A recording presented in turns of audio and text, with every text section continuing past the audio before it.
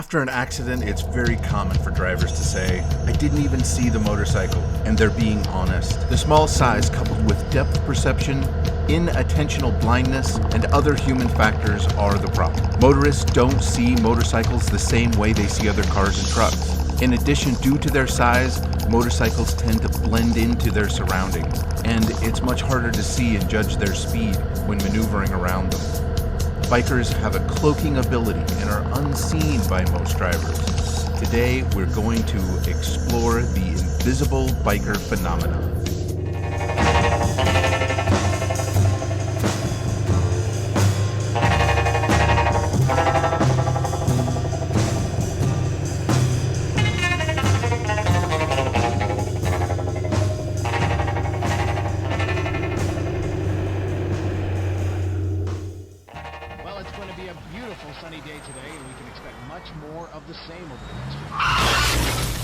Motorcycles are not invisible.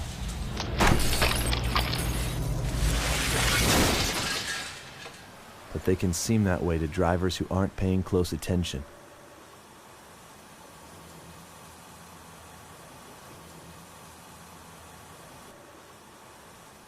Welcome along for another Hangout, everyone. In our Hangouts, we discuss stories from the saddle, motorcycling experiences, and biker-related topics. Let's get to it. Here's an all too common occurrence. A car looking to pull into my lane at 90 degrees to my vector, and he cut me off. To an experienced motorcycle rider, this is no surprise.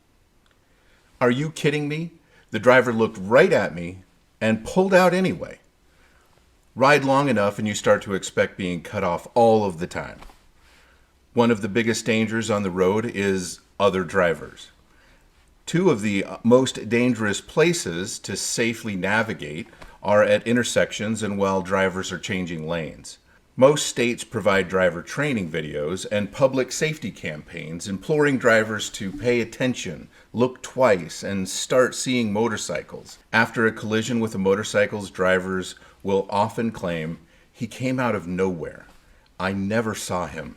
This contributes to the look but failed to see statistic in vehicular accidents. Why is it that drivers don't see motorcycles?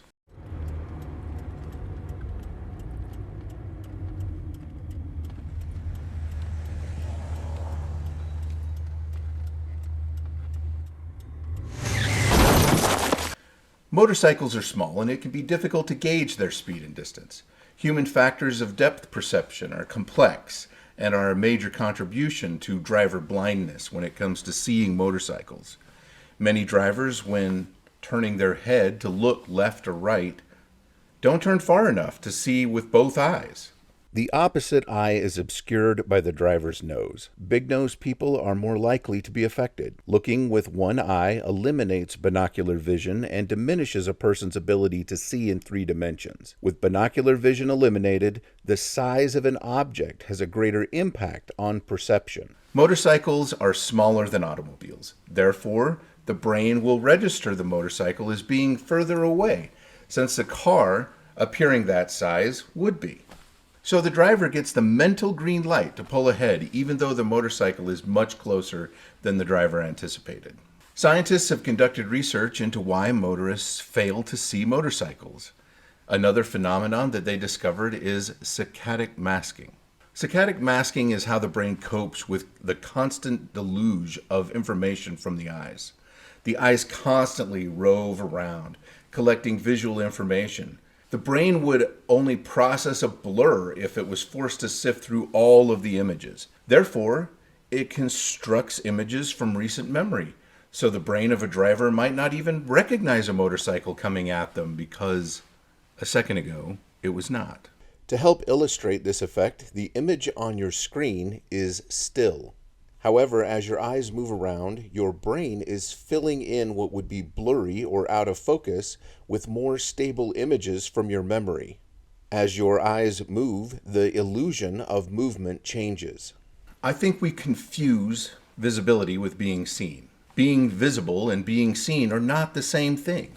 We increase our visibility by wearing bright, contrasting, reflective clothing, hoping that this will help us to be seen.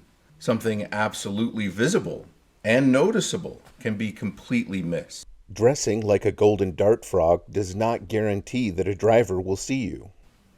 Since driving requires several simultaneous tasks, to conserve effort, the brain focuses on the most important things and filters out the rest.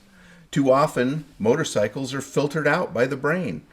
According to scientific studies, the claim of not seeing a motorcycle in plain sight is attributed to something called inattentional blindness. Put simply, drivers only see what they're looking to find. Many of us have seen the invisible gorilla video, where you are asked to count the number of times a basketball is passed by people with white shirts, mixed with a group passing the basketball with black shirts. After a short time, a gorilla enters the scene, pounds his chest, and walks off camera. Most people, counting passes, don't see the gorilla, even though the gorilla is obvious and impossible to miss. This is an example of inattentional blindness, or selective attention. So, what can bikers do if drivers can't see us? Many states in the U.S. turn to driver training to help keep motorcyclists safe. They ask drivers to look for motorcycles. They know that drivers only see motorcycles if they're looking for them. Public safety campaigns also train bikers to ride as though they're invisible. Here's some training from the 1960s. Obviously, a motorcycle is much smaller than an automobile or a truck.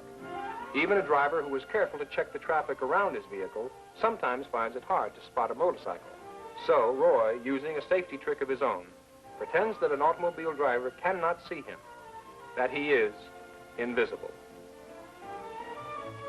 This simple device helps him drive for the other fellow, a very useful safety trick. A cyclist might just as well be invisible when hidden by larger vehicles, especially at a signal. Make certain the cross street has cleared before you move out. When other vehicles stop, there is usually good reason. Proceed with caution.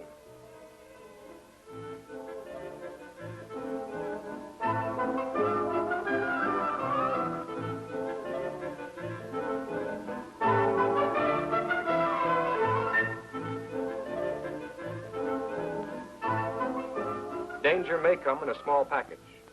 A little girl, or any pedestrian in a crosswalk means wait. And wait an extra second to make certain all is clear.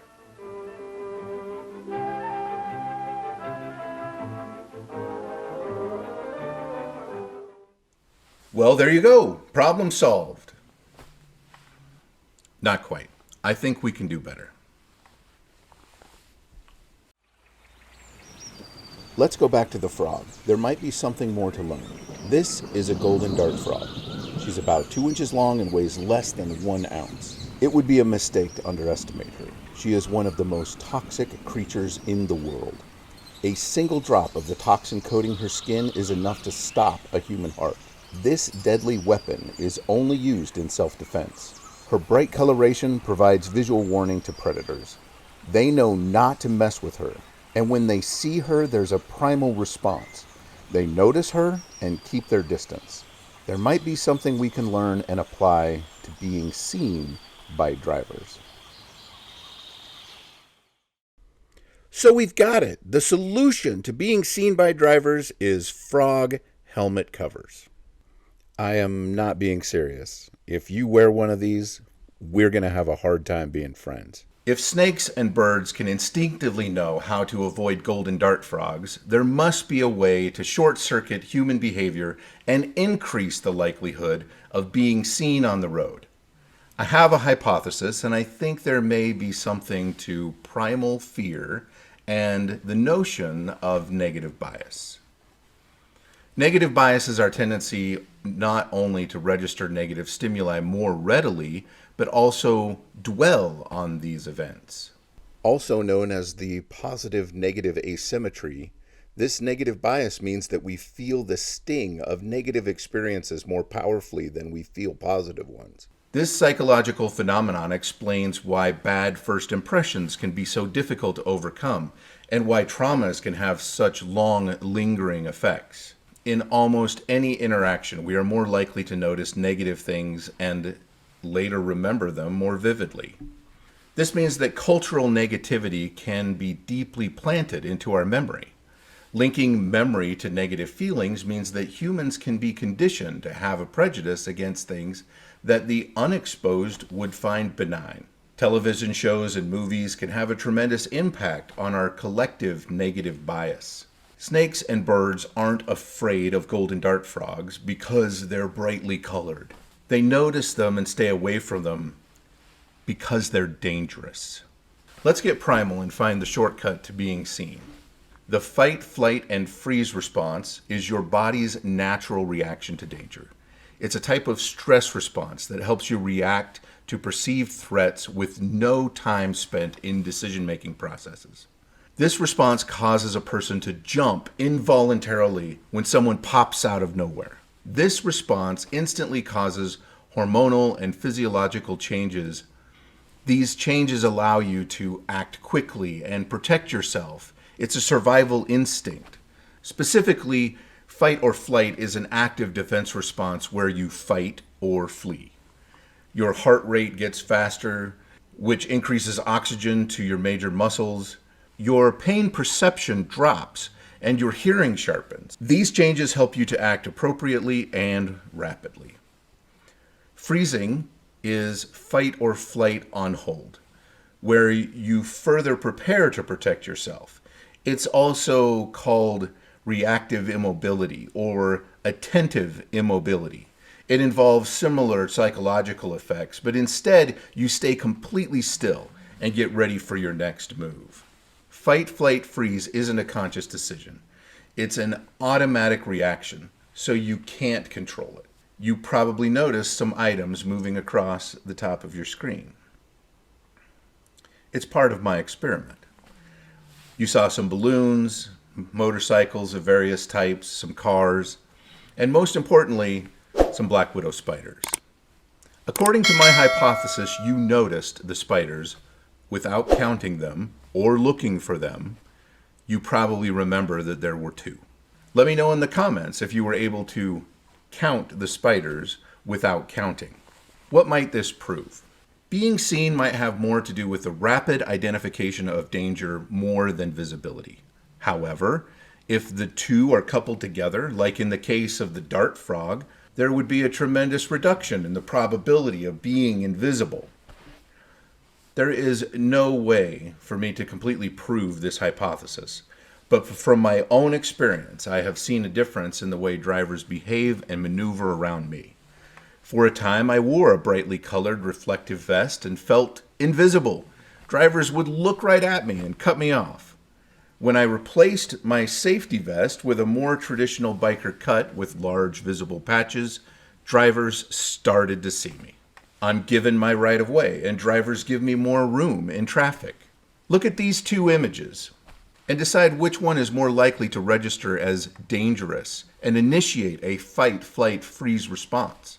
In the rainforest, there are fake dart frogs. They display similar colors and markings, but don't have toxic skin. They look dangerous and are given some level of protection. Now, I'm not telling anyone that they should pretend to be something that they're not, but expressing your more dangerous side when on the road might not be a bad idea. Let's continue this conversation in the comments. Share your thoughts about my hypothesis and let us know how you make sure that you are seen on the road. If you would like to stick around and hang out for a little while longer, click this video. If you'd rather get out on the road, this video is for you. A special thanks to Michael Buhler over at the YouTube channel Echoes and Light for providing the special effects in this video. A link to the channel is found in the description. Thanks for hanging out with me and letting me share my story with you. I hope it gives you a deeper understanding about how to stay safe on the road.